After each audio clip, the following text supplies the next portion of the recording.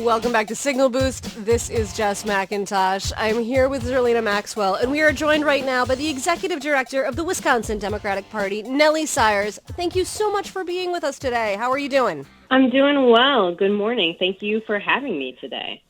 Well, you are coming from a state that works politically, and we would like to know more about why that is. So, I guess let's start at the beginning. Like, when did you start with the Wisconsin Democratic Party, and how did you guys organize in 2020? Like, you did the thing in a pandemic, including hosting the DNC. Talk a little bit about that experience. Yeah, so I started with WisDems just before 2020 started, so just at the end of 2019. I was hired on by Chair Ben Wickler,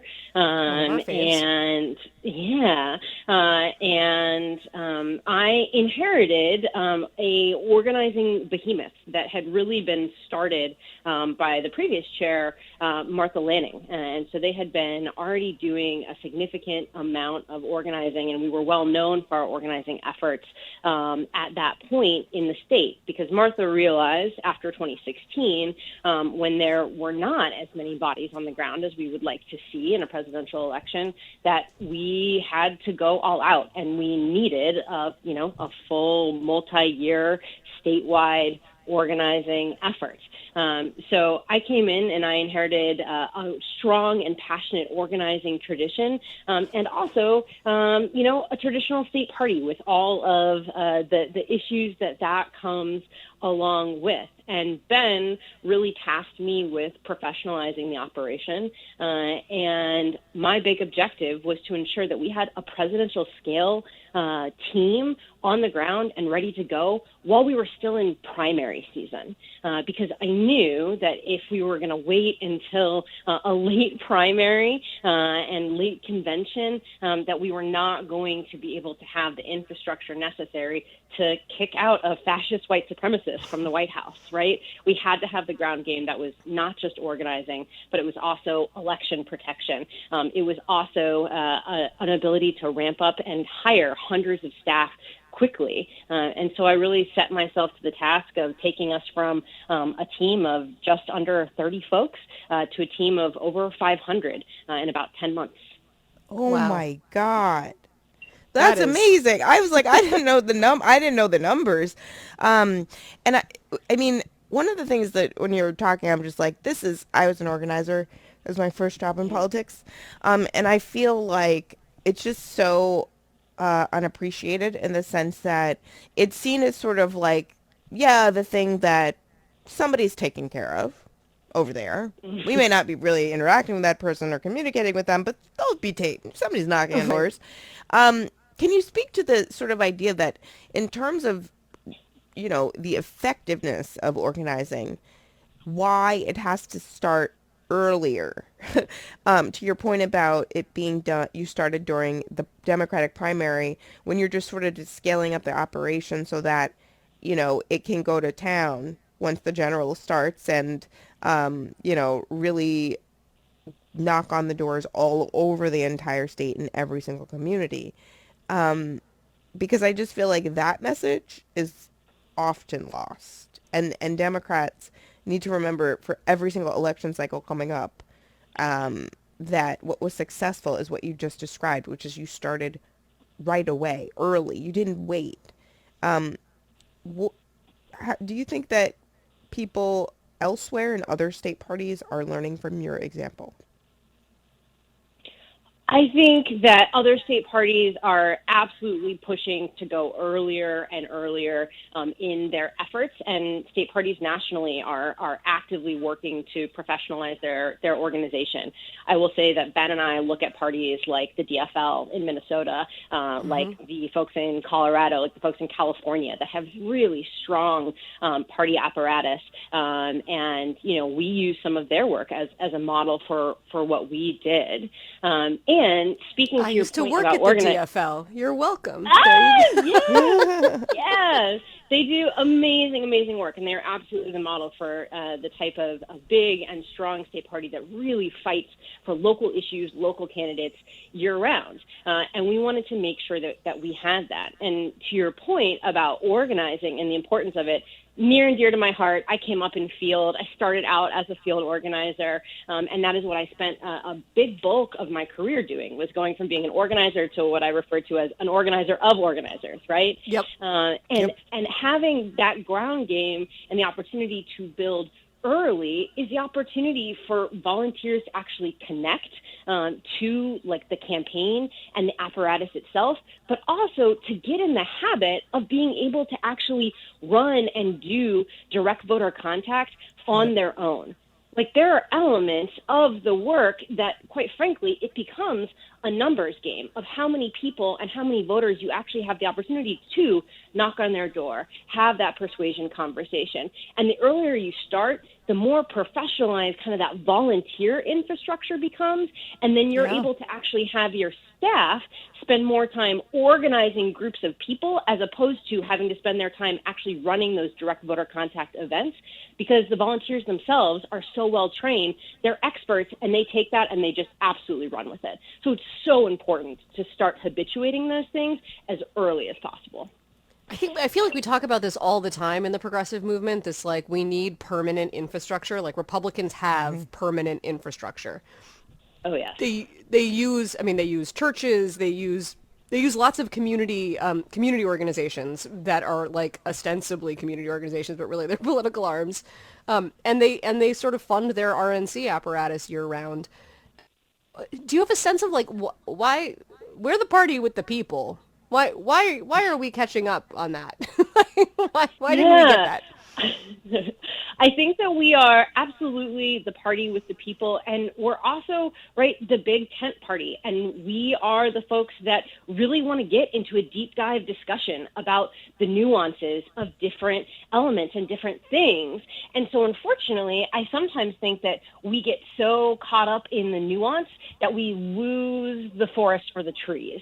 And I also think that our political infrastructure has somewhat, like, not just us, but the GOP obviously as well, has moved away from it being about the people, and instead it's become about the individual person and the candidate, right? And so in a really crowded presidential primary like we saw for the Democrats in 2020, it was essential for the volunteers to actually be tied to the party itself, because we wanted to make sure whether they were a Bernie supporter or they were LFG for Warren or they were for President Biden, right, that they were going to come out and work together after that primary was resolved. And moving to a system where we are only thinking about the person at the top of the ticket, I think that really harms our ability to do that long-term organizing and infrastructure work.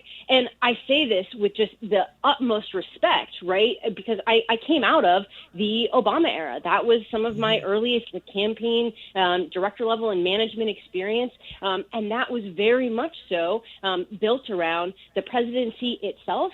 And I think that you have heard so many Obama alumni, as well as myself, right, say that we wish that we would have done more of a focus on that on the ground and that actual party infrastructure work. Yeah. Well, hopefully your success. I mean, Wisconsin, it's like it shouldn't be hard to remember. It was just a few years ago. Like when I was working in Minnesota, right? Minnesota was the blue one and Wisconsin was the iffy one. Like Minnesota was blue with little patches of red and like weird stuff could happen and it might go wrong. Wisconsin was red with patches of blue and weird stuff might happen and it might go right. At this point, Wisconsin's blue. Like, do you feel confident that the infrastructure that you guys have built is going to be able to, like, can we move Wisconsin from the let's freak out about it every presidential election cycle into the, as long as we focus the resources that we need here, we should be okay, Colin? Yeah, so I think those are some key components, right? Do I feel confident we can? Yes. Do I feel certain that we will? No, of course not. Like, this is going to depend on resources. And Wisconsin has been the tipping point state. I mean, we're talking about under 1% margins at the presidential level in 4 of the last presidential elections. It is the tipping point. It is going to be the tipping point for a while. Minnesota managed to achieve a blue trifecta, and Wisconsin has not gotten there. Like, we are actively working on what it looks like to implement that 10-year plan to get us to that point, but it does require long-term investment in that infrastructure, and essentially we don't have an off year, right? It means that we need to continue to build the bench, invest in all races up and down the ticket, and we can't just come alive every 4 years. And that's really what we're actively focused on right now. I mean, we've got an election here in just a couple of weeks, the statewide superintendent race, school superintendent race is April 6th. And that is literally the first statewide election of the Joe Biden presidency nationally. And it is the last statewide election in Wisconsin before the November 22 elections. So it's absolutely pivotal, and we are going all out for it. I love this. Like, I love that energy for the state superintendent election. Like, that's what we need out of every state party that we have. I mean, all politics is local, right? All politics is local. And that seat is a seat that was held by Governor Evers. So this was Governor Evers' old seat. It's vital. It's important. That is what building the bench is all about. And people are looking at this race to say, like, hey, in a pandemic election still, how are we doing? Are we reaching voters? Are we able to fire up the base? And we're really using it as a test run for that fall 22 and ensuring that we show good and unified support all across the state, not just in Madison, Green Bay, and Milwaukee. I love that. Okay. In the final few minutes that we have, Ron Johnson. We have questions. Yeah. What's his deal? What's his deal? Man. Yeah, that's the only question. I mean, like, in the race to the bottom for, like, dastardly cartoon villain for GOP, like, Ted Cruz was, like, leading the pack. Totally. And then Ron Johnson decided to, like, give him a run for his money. Oh, my goodness. So, I mean, he's significantly disconnected from reality, and he is desperate, in my opinion, to pull in the insurrectionist, white supremacist supporting Trump base. And that is what you see him doing. And we've got to hold him accountable every step of the way. I was really proud. We actually put out the very first, what was considered the very first ad of the 22 cycle in January. We put out an ad and hit Ron Johnson on television all across the state. And then this last week, when he was reading lies into the official Senate record, we decided to update it and say, okay, now we've taken this and gone even a little bit further as he was just reading propaganda into the record. We laugh, right?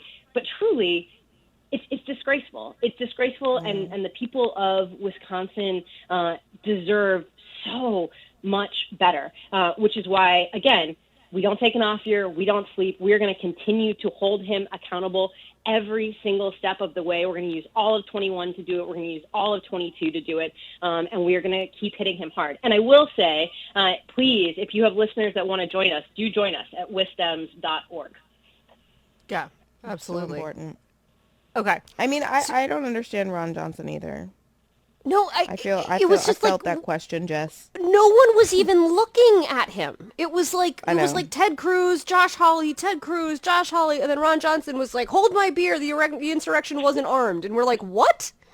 Like, yes, it was. We all watched it. I mean, there were guns in the crowd, but they beat people with all kinds of weapons. We all saw it. Like, how does Wisconsin media treat him? Like, what does it look like in local news when a senator says something like that batshit on a Sunday show? Oh, yeah. So I will say that, the Wisconsin media has, traditionally really tried a both sides approach. And then it seemed like this was just a bridge too far this last week.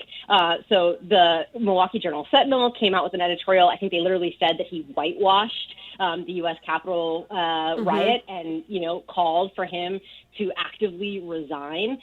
So we saw him get really held accountable in the press in a much stronger way than we ever have. So it does very much seem like kind of the scales have fallen out of folks' eyes, and they are seeing him for the dangerous actor that he really is. Wow. That's good. When is he up? When can we get rid of him? He is up in 22, in November of 22. He also really likes to play the coy game of, I don't know if I'm running. I don't know if I'm doing this. But I will say, when he, did the hold my beer approach, I'm going to get back in national media, that was a very strong signal to me of, no, you are totally running. You want this attention. You want this particular thing. So he's up in 22. We have a really late primary in Wisconsin. Our primary isn't until August. I thought New York was bad. So it really is our job to keep hitting him, to keep holding him accountable, and it is my joy and my pleasure to continue to do that work. We are making sure that not only our organizers are talking directly to voters about Ron Johnson's ridiculousness, but we are also really upping our communications infrastructure, obviously with the first ad out of the 22 cycle, and we have continued to invest in year-round election protection, which is just absolutely vital. As you're seeing nationally, Republicans are working really, really hard to disenfranchise and restrict voting. I mean, they've introduced 253 measures across the country in 43 states. 10 of those bills are in Wisconsin alone. So we know that we cannot rest. We cannot sleep on it. We've got to keep fighting each and every day. And that's why we're continuing to maintain the infrastructure to do just that. Nellie Sires, Executive Director of the Democratic Party of Wisconsin. Thank you for doing it right. We really appreciate the work that you're doing. And come back and update us about that superintendent race. Yes, let us know. I would love to come back. Thank you so much. Have a good one. Thank you. You too. Stay safe. We're going to take a quick break, but we'll be back with more Signal Boost right after this.